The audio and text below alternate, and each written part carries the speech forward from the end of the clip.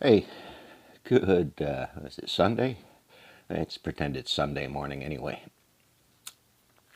Bit of coffee on my second cup. Hope you got one. And it's tasty. Or tea or chocolate milk. Hot chocolate's pretty good. It's cold outside, so something you enjoy. Take a moment. What's up? What's going on out there in your world?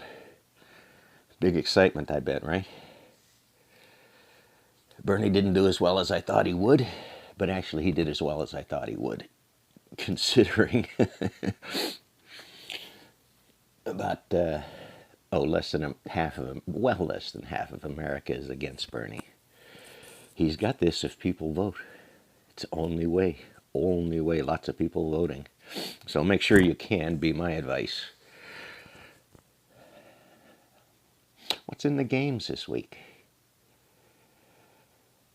Well, it is amazingly quiet in the media over anything mining related.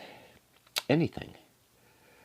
Remember the mine tailing disasters in down South America? Some country that was messed with politically? Mine tailings. Now, all over the planet, that was one of the latest disasters from what was it, iron mine down there. But there's others. They're all over the place. They're in America. But we're not hearing about them. The problem is the ones overseas are in strife. They're surrounded by our military outposts to keep them safe. Go look at the Africa Command is really the best example of where we're covering mineral supply chains. Go look at the CIA's work in South America. Mineral supply chains. Wealth beyond your dreams comes from these little holes in the ground that a few people know how to dig. Even fewer know how to dig properly. Big articles about oil field accidents. Well, not big articles, but they're out there. You can find them. The way they happen is Exxon contracts to a subcontractor who subcontracts. These are called limited liability corporations. They're designed to hide liabilities, to make sure there are no liabilities. So an oil field, oil well somewhere blows up. The owner contracted everything out. The rig's contracted to somebody else. The people working on the rig are contracted to another LLC. So nobody's responsible. Nobody's except for the money changers, Wall Street, the banks, the insurance companies. They swap money. They'll trade dollar bills, Jeffrey dollars, and we don't hear anything about it. We hear about it 10 years later when a dam somewhere breaks and pollutes a river. And all those profits have already gone up in smoke long ago. The stock market's sitting on them because it's not a long-term investment scheme. It's a Ponzi scheme.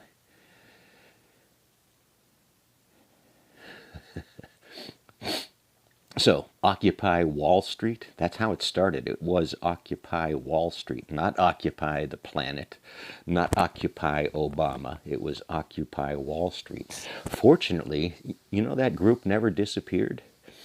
That Occupy Wall Street arm went off and did lawyer things and got together and kept on going.